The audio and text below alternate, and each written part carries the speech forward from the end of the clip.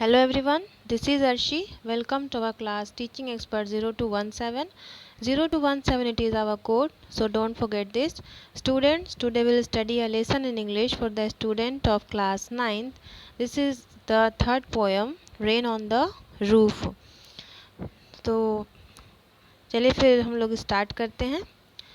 First of all session को start करने से पहले अगर अभी तक आप लोगों ने हमारे चैनल को सब्सक्राइब नहीं किया है तो हमारे चैनल को सब्सक्राइब करें, बेल आइकन को प्रेस करें ताकि मेरी वीडियो की अपडेट आपको इस तरह से मिलती रहे. और सेशन पसंद आए तो प्लीज़ वीडियो को लाइक और शेयर करना बिल्कुल ना भूलें. तो चलिए फिर हम लोग स्टार्ट करते हैं. First of all will discuss the title reign on the roof. इस पोएम में पोएट हम अपने घर की छत पर पड़ने वाली बारिश की बूंदों को जब देखता है तो वो अपने पास्ट को याद करता है. तो उसी पास्ट के एक्सपीरियंस को पोएट इस पोएम में डिस्कस करता है. तो चलिए फिर हम लोग स्टार्ट करते हैं. When the humid shadows hover over all the starry spheres and the melancholy darkness gently weaves in rainy tears, what a bliss to press the pillow of a cottage chamber bed and lie listening to the patter of the soft rain overhead. अब यहाँ पे हम लोग कुछ का meaning समझेंगे. यहाँ पे है होवर. होवर का मतलब क्या होता है? टू मूव अराउंड समथिंग, किसी चीज़ का चक्कर लगाना, तो उसको बोलते हैं होवर. और यहाँ पे है मेलंकली. मेलंकली का मतलब क्या होता है? सैडनेस, दुखी. और यहाँ पे है ब्लिस. ब्लिस का मतलब क्या होता है? हैप्पीनेस. और यहाँ एक वर्ड आया है आपका पैटर. पैटर मतलब होता है साउंड ऑफ रेन ड्रॉप्स. जो बारिश की जो बूंदें होती हैं उसको बोला जाता है साउंड ऑफ पैटर. यहाँ स्टेरी स्फीयर्स. स्टेरी स्फीयर्स यहाँ पे इसको बोल रहा है स्काई को. तो in the first stanza poet यहाँ पे क्या बोलना चाह रहा है कि जब काले घने बादल छाते हैं, ह्यूमिड. ह्यूमिड मतलब क्या होता है? मॉइस्चर. जब काले घने बादल छाते हैं कहाँ? आसमान में. और उसके बाद क्या होता है? Melancholy darkness. तो चारों तरफ क्या होता है? जब बादल छाते हैं तो चारों तरफ अंधेरा हो जाता है. ऐसा लगता है कि जैसे बहुत अंधेरा हो गया है और दुखी फील करता है. जेंटली विम्स इन रेनी ड्रॉप्स. यहाँ पे रेनी ड्रॉप्स को यहाँ पे कंपेयर कर रहा है क्या? किससे? आंसू से. तो उसके बाद जब काले बादल छाते हैं, अंधेरा होता है, उसके बाद क्या होती है? बारिश होती है. What a bliss to press the pillow of a cottage chamber bed. अब यहाँ पे एक और मतलब होता है कॉटेज चैम्बर. कॉटेज चैम्बर का मतलब क्या होता है? बेडरूम. तो उसके बाद जब बारिश होती है तो पोएट बोल रहा है कि what a bliss to press the pillow. कितना अच्छा लगता है जब पिलो, तकिए को प्रेस करना, जब अपने बेडरूम में सो के लेट के जब बारिश की बूंदें जब पड़ती है तब वो कितना अच्छा फील करता है. तो यहाँ पे फर्स्ट स्टांजा में पोएट क्या बोलना चाह रहा है कि जब वो अपने बेडरूम में सो कर लेट कर जब तकिए के पिलो को पकड़ता है, तब जब बारिश की बूंदें उसके छत पे होती है तो बहुत ज़्यादा क्या होता है? खुश होता है.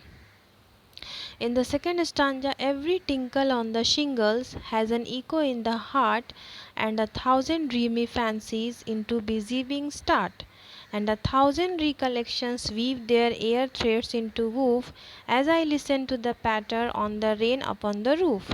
अब यहाँ पे हम लोग समझेंगे टिंकल. टिंकल का मतलब भी क्या होता है? Sound of rain drops. मतलब पहले पैटर हम लोग देखें, उसका भी मतलब बारिश की बूंदें होती हैं. और टिंकल्स को भी पोएट जो है वो रेन ड्रॉप्स की बूंदों से क्या कर रहा है? कंपेयर कर रहा है. शिंगल्स. शिंगल्स का मतलब क्या होता है? टाइल्स. आप लोगों ने देखा होगा कि छत पे जो छत होते हैं उस पर जो टाइल्स लगा रहता है तो उसी को बोला जाता है shingles. Has an echo. Echo मतलब क्या होता है? रिपीटेड साउंड, मतलब आवाज़ गूंजना, तो उसको बोला जाता है एको.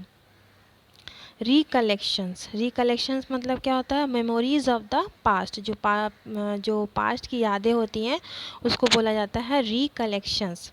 और यहाँ एक वर्ड है यहाँ पे वूफ. वूफ का मतलब होता है थ्रेड्स, धागा. तो चलिए हम लोग सेकंड स्टांजा को फिर डिस्कस करते हैं. बोल रहा है every tinkle on the shingles has an echo in the heart. बोल रहा है कि जो भी टिंकल, जो भी साउंड रेन ड्रॉप्स की जब पड़ती है उसकी कहाँ पड़ती है? शिंगल्स उसके टाइल्स पे पड़ती है तो उसके हार्ट में गूंजने की आवाज़ आती है. हम लोग भी ऐसा फील करते हैं जैसे पैटर या बारिश की बूंदें जब पड़ती हैं तो ऐसा उसके हार्ट में क्या होता है, गूंजने की आवाज़ आती है। And 1,000 dreamy fancies into Beijing being start. अब यहाँ पे हम लोग देखेंगे बिजी बीइंग मतलब क्या होता है, ह्यूमन बीइंग। तो बोल रहा है जब बारिश की बूंदें उसकी छत पे पड़ती है तो उसके दिल में एक गूंजने की आवाज़ आती है और वो क्या करता है, और ये सारी बूंदें यहाँ पे ड्रीमी फैंसीज, अब वो जो है वो सपने देखने लगता है। ऐसा लगता क्या देखता है, and 1,000 recollections weave their air threads into woof. अब बोलता है कि वो जो यादें हैं वो बहुत पुरानी, मतलब वो पास्ट की यादें होती हैं। एयर थ्रेड्स मतलब यहाँ पे क्या होता है, एयर एयर थ्रेड्स मतलब वो अपनी यादों को बुनता है। यहाँ एयर थ्रेड्स मतलब हवा के धागे नहीं, यहाँ बोल रहे हैं कि वो अपनी पास्ट की यादों को जो है वो बुनता है। As I listen to the patter of the rain upon the roof, बोल रहा है जैसे पोएट बारिश की बूंदों को जो सुनता है अपने छत पे, तो वो सब क्या फील करता है, वो अपने पास्ट में चला जाता है, अपनी पास्ट की मेमोरीज़ में चला जाता है और वो सपने देखने लगता है अपने पास्ट के बारे में। Now in the third stanza, now in memory comes my mother, and she used in years agone to regard the darling dreamers, ere she left them till the dawn. Oh, I feel her fond look on me as I list to this refrain, which is played upon the shingles by the patter of the rain. अब यहाँ पे हम लोग देखेंगे अगॉन। अगॉन का मतलब क्या होता है, पास्ट। और एरा का मतलब क्या होता है, बिफोर। और यहाँ है आपका रिफ्रेन। रिफ्रेन मतलब यहाँ इस पोएम में बताया जा रहा है साउंड ऑफ द रेन। तो अब पोएट जो है बोल रहा है कि जब वो सपने देखने लगता है तो अब वो क्या, अब उसको उसकी माँ की याद आने लगती है, क्योंकि वो पास्ट के बारे में सोचने लगता है तो उसको उसकी माँ की याद आती है। As she use in years agone, जैसे उसकी माँ पहले हुआ करती थी। शायद उसकी माँ अब उसके साथ नहीं है।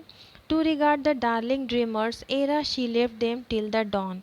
अब यहाँ पे डॉन का मतलब क्या होता है, डे ब्रेक, सनराइज़। तो बोल रहा है कि उसकी माँ जो है वो उससे बहुत प्यार करती थी, वो बहुत केयरिंग थी, तो उसकी माँ जो है उसे सनराइज़ तक सोने देती थी। Oh I feel her fond look on me. अब पोएट बोल रहा है कि मैं अपनी माँ को फील कर सकता हूँ कि जैसे वो अभी भी मेरे साथ है और मुझे मेरा ख्याल रख रही है। As I list to this refrain, यहाँ पे हम लोग देखेंगे लिस्ट का मतलब क्या होता है, टू लिसन, सुनना। बोल रहा है जैसे मैं इस रेफरेन को, इस रेन के साउंड को सुनता हूँ तो वैसे ही मुझे ऐसा लगता है कि जैसे मेरी माँ मेरे साथ है और वो मुझे अभी भी बहुत प्यार कर रही है। Which is played upon the shingles by the patter of the rain. तो यहाँ पे पोएट क्या बोल रहा है कि जब भी वो उस बारिश की बूंदों को सुनता है तो वो अपनी माँ को, अपने पास्ट को याद करने लगता है और और ये सब सोचकर पोएट को बहुत अच्छा लगता है। तो when ever he hears the sound it brings back memories of the past and he is reminded of his mother. तो जब भी वो साउंड को सुनता है, बारिश की बूंदों को सुनता है, तो वो अपने पास्ट में चला जाता है और वो अपने माँ को याद करने लगता है। This poem is written by cot skinny. I hope आपको ये सेशन पसंद आया होगा। तो मेरे वीडियो को सब्सक्राइब करना बिल्कुल ना भूलें और वीडियो को लाइक शेयर ज़रूर करें। इसके नेक्स्ट पार्ट में मैं इसका लिटरेरी डिवाइस और राइमिंग पार्ट डिस्कस करूँगी। Thanks for watching my video.